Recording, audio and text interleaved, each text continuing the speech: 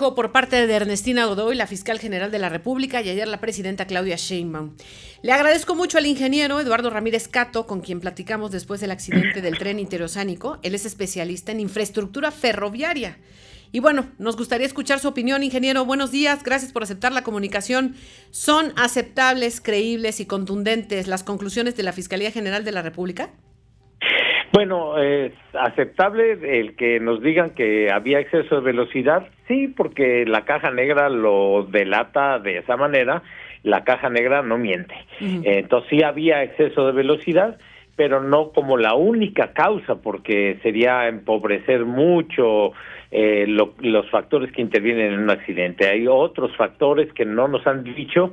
No sé si va a haber un segundo o tercer informe, pero deberían de decirnos más.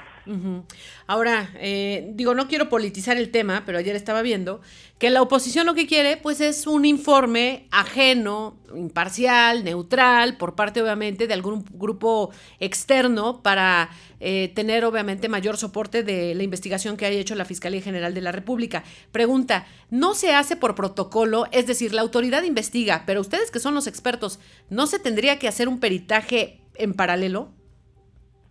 Mira, yo creo que, yo no tengo conflicto con que lo haga el mismo gobierno, ya sea la Marina, ya sea la Agencia Reguladora de Transporte, ahora la ATRAPI, o bien lo haga la Fiscalía. Mientras nos digan la verdad, pues eso no debe de haber ningún problema. El tema es que es evidente que no nos están diciendo la verdad porque nos dicen una sola causa, y en un accidente de esta naturaleza no puede solamente intervenir una causa, debe de haber otras causas.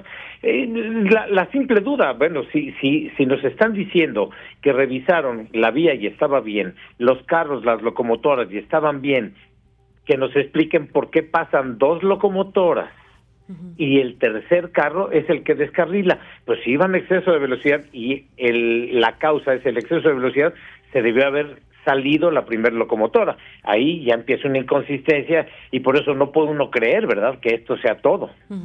Ahora, entiendo, por lo que se ha publicado en las últimas horas, que uno de los puntos más críticos fue que el puesto del conductor de la locomotora carecía de un velocímetro, es decir, entonces él no traía el pulso correcto o el dato específico de la velocidad.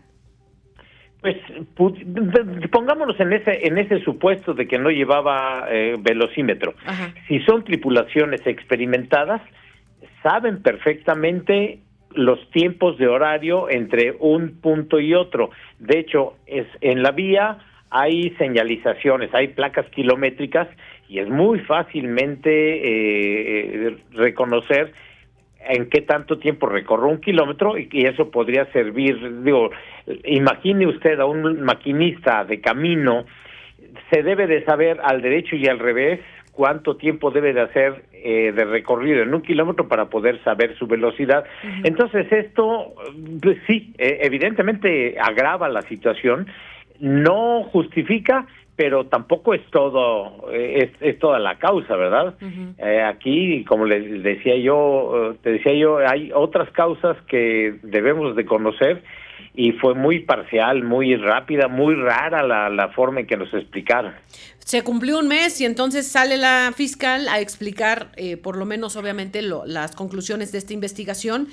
Y efectivamente, justo al mes de que se cumplió, pues, con estos 30 días de la tragedia donde perdieron la vida 14 personas. Ahora, ¿cuáles son estos puntos que deben de complementar la investigación para que pueda darse ya como cosa juzgada? Bueno, mira, voy a dar una serie de cuestionamientos que surgen después de escuchar una explicación tan simplista como la que nos dieron. Sí. La primera, lo que ya había comentado, ¿por qué pasan dos locomotoras a alta velocidad o a exceso de velocidad y no descarrilan, y por qué si descarrila el tercer carro? Revisando la norma oficial ferrocarriles emitida por la Secretaría de Comunicaciones y Transportes en 2023, la velocidad oficial de 50 kilómetros por hora en ese tramo concretamente está equivocada. No debió de haber sido esa. Máximo debió haber sido entre 39 y 43 kilómetros por hora, pero está fijada una velocidad fuera de la norma. Entonces esto también nos lo tendrían que explicar, porque entonces ya no fue a 15 de exceso de velocidad, sino serían 20 y tantos kilómetros, casi 30 el exceso. Entonces ya cambia la magnitud, ¿verdad?, de entender las cosas.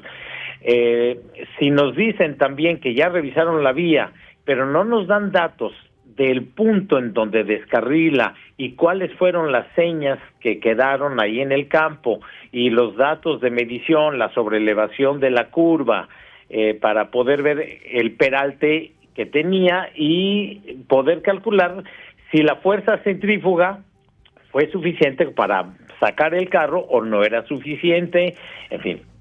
Otro punto, ¿por qué no había un sistema de control de trenes a lo largo de toda la línea? Y evidentemente esto pues deriva en que hubo un proyecto rápido, improvisado y con metas políticas que cumplir antes que los temas de seguridad. Entonces, ya te voy otro tema.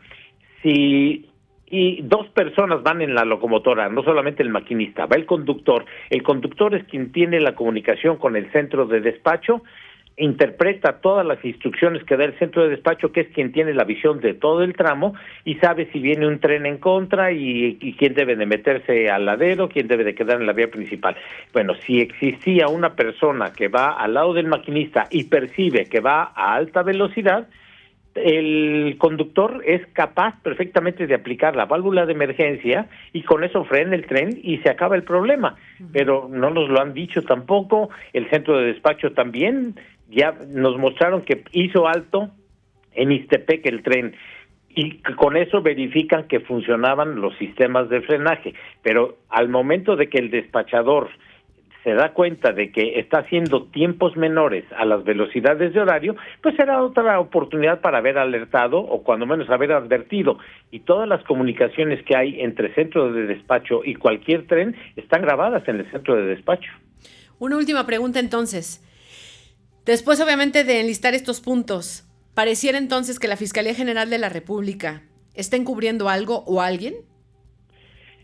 Lo quiero poner más suave, no quiero ahorita asegurar que nos estén cubriendo, nos está investigando más a fondo y en un siguiente informe nos va a informar todas estas dudas que yo estoy planteando. Eso resolvería entonces el tema de si se necesita hacer una investigación independiente o no. Si ellos son capaces de decir la verdad, pues bueno, hay que confiar, ¿verdad? Pero si no son capaces de decir la verdad, pues claro que se necesita una investigación independiente, pero ¿quién la va a contratar y quién va a creerle a esa investigación? Que ese es el tema.